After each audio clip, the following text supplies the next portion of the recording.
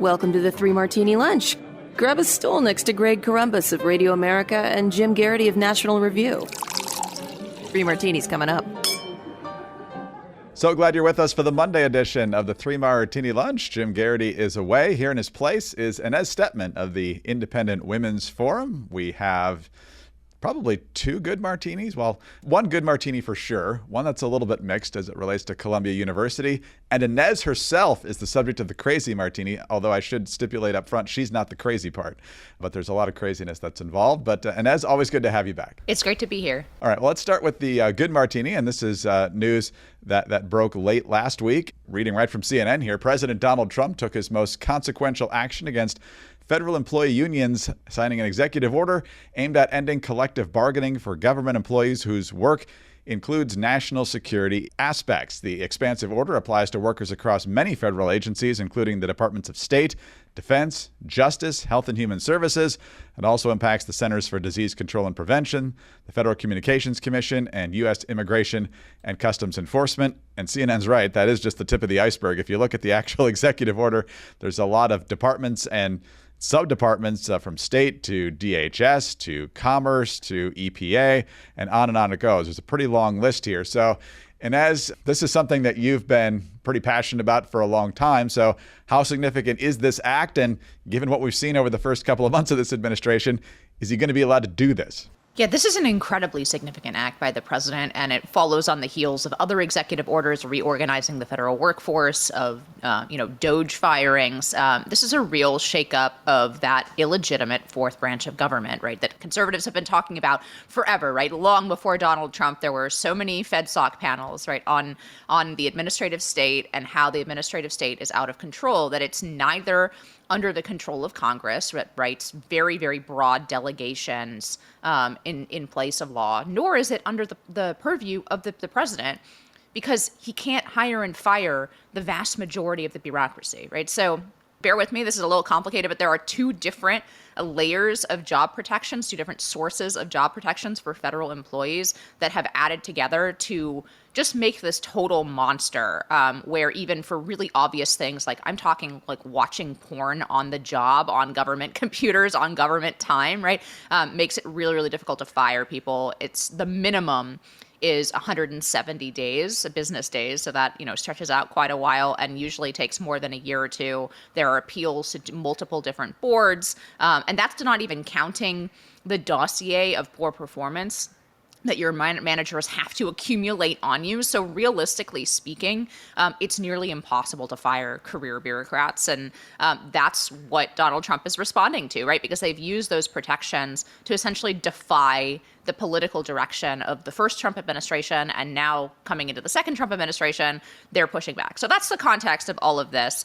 One of those layers is a lot of these collective bargaining agreements. Now, even FDR thought that it was suicidal to have collective bargaining unions among federal employees. So Donald Trump is essentially saying, we don't want this. He probably doesn't want it anywhere in the federal workforce, but this order is narrowly drawn, even though it affects a lot of departments, to essentially try to reside in that Article 2, that really strong Article 2 presidential power, right, to direct foreign policy. He's saying, I cannot execute my Article 2 duties of directing foreign policy when there are employees at the State Department who can defy my policy and I can't do anything about it and I can't fire them. So this just joins a long list of cases that are undoubtedly ultimately going to end up in the Supreme Court, and the Supreme Court is going to have to decide, does the president run the executive branch? And if he doesn't, who does? Is it unelected bureaucrats? Because that sounds an awful lot like tyranny. What's the less rationale, if there is a rationale here? Is it just because they don't like this president, or is there an actual argument for why the clear leader of the executive branch doesn't have control over who gets to work in the executive branch? Yeah, I think they use a lot of words. The left uses a lot of words in a not just confusing, but in a totally misleading way. So they will say that this is an attack on quote unquote democracy when it's exactly the opposite. It's an elected figure, the president, finally exercising control over unelected figures, the vast bureaucracy, right, that was making decisions, everything from, regulatory burden on dozens of different industries, right, regulating the waters of the United States, regulating emissions, right, this vast bureaucracy does a lot of the governing in American government. And they do it until now without a lot of oversight. I think one of the misunderstood pieces, among many, of this fight is that this is somehow unprecedented. And that's what you'll hear from the left to answer your question, that this is Nazism, which is totally ridiculous, right? That this is anti-democratic. As I said, it's the opposite. But it's also not anything that wasn't happening in the federal government up until about the 1970s and 1980s. So really what you've had is the ossification for the last 40 or so years post-Reagan of these norms where bureaucrats just feel totally empowered to make political decisions independently. And they are screaming that ability is being taken away from them, that they're actually going to become a larger percentage of them are going to become like the rest of us out in America, hired at will. And if our bosses don't like our work, we get fired. So this is really not that unprecedented. What it is unprecedented for the last 30, 40 years where those protections have really ossified, in part thanks to collective bargaining and unions among federal employees. Yeah, it's crazy because, where else in private sector or even anywhere else just in rational life would you be like, no, you need to keep those people who are openly saying they're trying to defy what you're asking them to do as the head of your organization, in this case, the executive branch. So, and as we've got federal judges trying to stop Venezuelan gang members who came into the country illegally from having them kicked out of the country, what kind of legal fight are you expecting here? Well, there's a whole series of cases that are specifically on this, right? The president's removal power, aka the Donald Trump power, right? You're fired. Yeah. To what extent does the president have the right to fire the people under him? And there are just a whole series of essentially bureaucrats of different types that he's fired, and each one of those is a separate lawsuit, right? So there's a lawsuit of special counsel officers. There's a lawsuit. He fired the head of the Merit Service Protection Board, which is the board that oversees a lot of these appeals of firing other people, right? So there's just kind of a series. Each one, the CFPB is among them. So each one of these agencies has a different structure, and they're all really going to try to claim protections under essentially a New Deal era case called Humphrey's Executor, which the Supreme Court in recent years has sort of narrowed and indicated in dissent and so on that it may be on the chopping block, this case, because all of the other precedent, both before and after, has really affirmed the president's Article 2 power to remove those who are under him for very obvious reasons, right? How can the president faithfully execute the laws? How can he run the foreign policy of the United States if he doesn't have, full discretion over his own personnel who are executing, and he can't fire people who just don't execute his policy? So I think we're on very good legal ground here, but it is exciting legal ground because potentially these kinds of cases are going to invalidate a lot of what this fourth branch of government, the way that American government has operated really for the last 30 to 40 years. So this should be something that legal conservatives should be cheering. Of course, we always know with Donald Trump, there are some people who, if they can work their whole lives towards a particular policy goal, and if Donald Trump does it by executive order instead of being happy, they're mad about it. So we'll see. It took away their issue, but of course, he didn't do it the right way or something like that. But thank you for explaining all that. I think your expertise on this definitely sheds some light on not only what power he should have, what power he currently has, and the insane steps that need to be taken to remove people who just simply aren't doing their job or even openly in defiance of the commander-in-chief. So just amazing stuff. Well, if you're running your own business, I bet you want control over your personnel. And I also bet if you're running a business, you know that every time you miss a call, you're potentially leaving money on the table.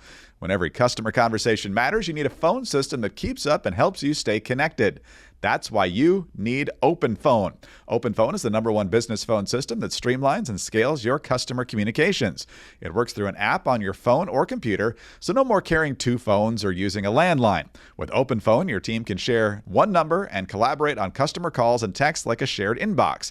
That way, any teammate can pick up right where the last person left off, keeping response times faster than ever. Plus, with AI-powered call transcripts and summaries, you'll be able to automate follow-ups, ensuring you'll never miss a customer interaction again. OpenPhone is offering our listeners 20% off your first 6 months at openphone.com/3ML. That's OPENPHONE.com/3ML. And if you have existing numbers with another service, OpenPhone will port them over at no extra charge. OpenPhone. No missed calls, no missed customers. All right, Inez, let's move to our second martini now. And for that, we go to Columbia University.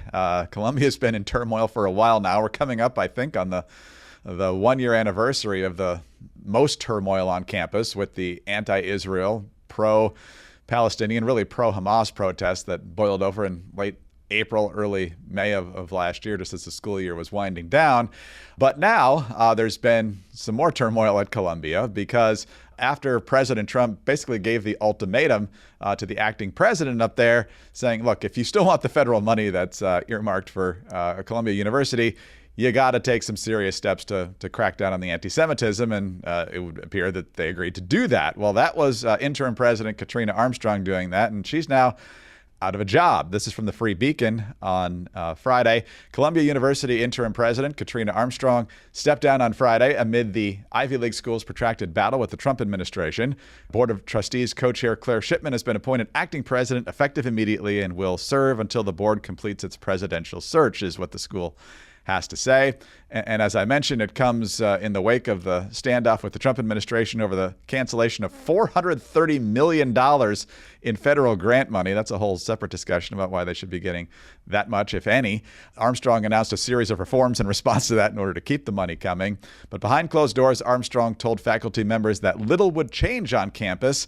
According to the Free Beacon, one faculty member accused her of a failure to understand the political landscape and to be able to read the room. Now, my generous interpretation of that, Inez, would be like the faculty wants her to actually honor the promise she made to President Trump, but something tells me the faculty was more upset that she actually agreed to make some changes to keep the money coming in. But what's your take on this?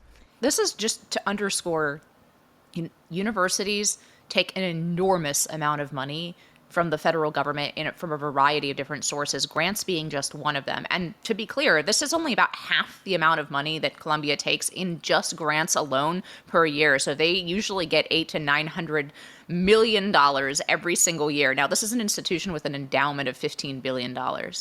Right. And part of the way that they built that endowment, of course, is by filling in their budget every year and their operating expenses every year with taxpayer money. So there's these grants, and then there's the big kahuna, which Trump has yet to use his biggest hammer against universities, which is declaring them ineligible for student loan funds. Right. He could yank the federally backed student loan program out from eligibility if universities are in violation of the laws. In this case, Columbia is in violation of the law, in obvious violation of the law.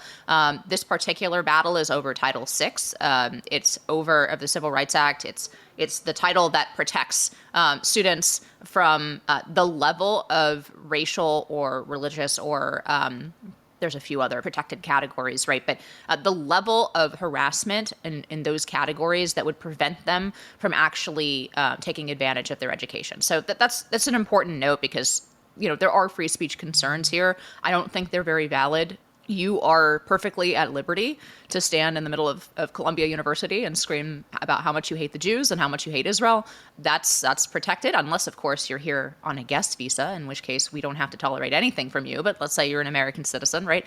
You can do that all you want, but if you're following Jewish students around screaming epithets, or if you're preventing them from getting to their classes, or you're preventing them from crossing the quad to use the university that they're paying for, then civil rights law says the university has an obligation to stop that from happening. So that's the basis on which these grants are being pulled. But this is a real, what is it, FAFO moment for universities. They have been contemptuously spitting on America, on the American taxpayer, on the beliefs of the average American. They have been, the key cogs in the institutional far left for so long that they've literally forgotten that they're dependent on essentially the generosity of the American taxpayer. They have set their entire business model around it. And now these presidents are in a really tough position because, to their right, they've got the Trump administration who is too happy to pull these research grants. And to their, left, they have their faculty that they've hired for the last, many decades, and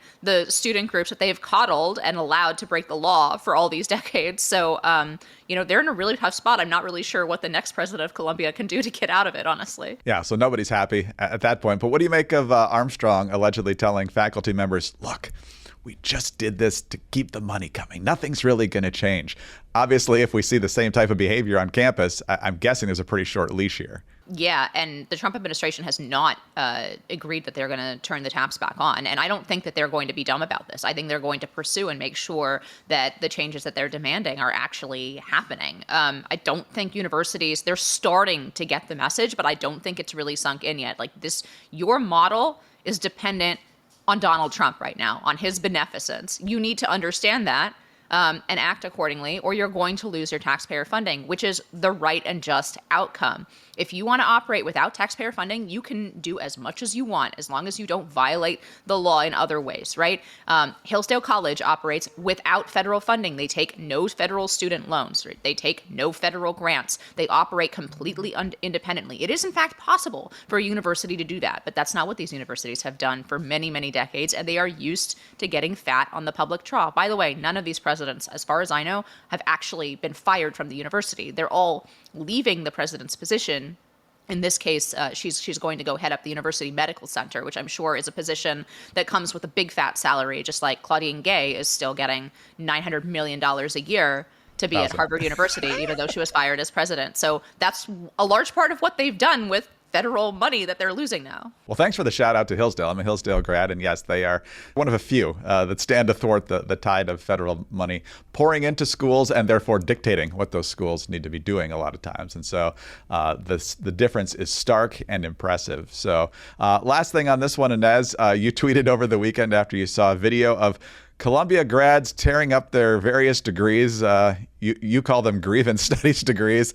I guess they're mad that there was any sort of effort to comply with the Trump administration. What do you make of these sorts of protests? Again, they put university administrators and the presidents in a very difficult position. It's a position of their own making. I'm perfectly happy for them to sit there uncomfortably between having their salaries cut and the ideas that they've encouraged and coddled and in fact expelled out of the university into every other institution in American life. No institution is more responsible for the woke revolution that culminated, I think, in 2020 with the tearing down of statues and the ridiculous like riots in the streets and essentially the real erasure of America's past and any kind of ability to be proud of our history.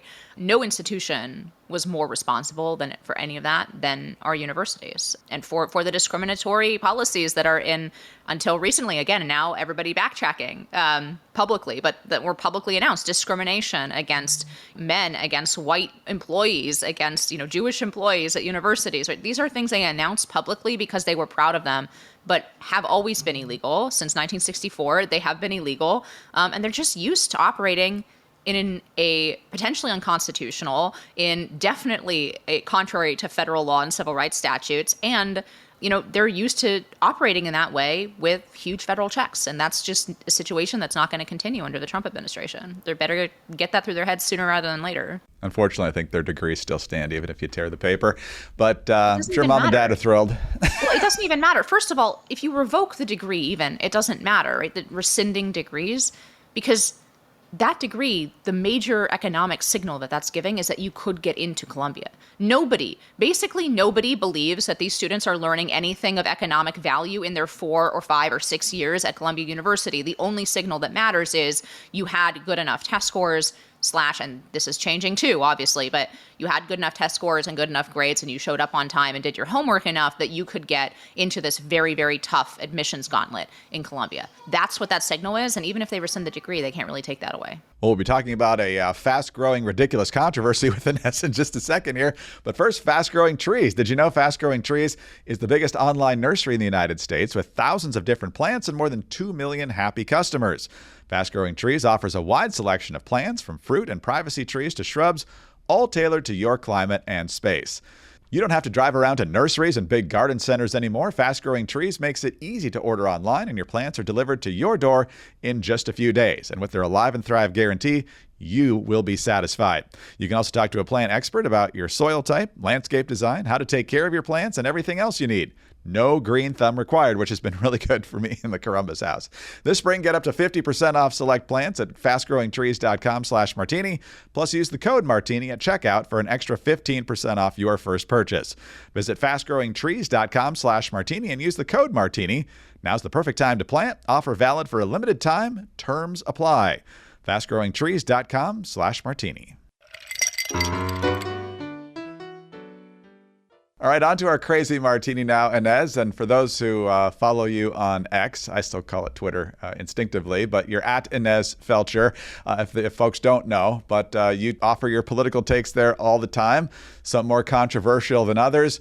I would have thought before the controversy, this was one of your least controversial tweets. You had the temerity to thank your husband for getting up several days ago when you weren't feeling that great and to take care of your baby, which was born last fall. And for that, you got all sorts of comments negatively. Things like, that's literally his job. Shout out, isn't that the bare minimum? Or stop praising men for doing what they're supposed to do. So explain the lead up to here and what you thought of the blowback to such a simple statement. Yeah, I mean, honestly, I as you say, I tweet controversial things all the time. We've discussed plenty of controversial things thus far in the podcast. I would think all of those things would be more controversial than what I said. But yeah, totally ordinary situation.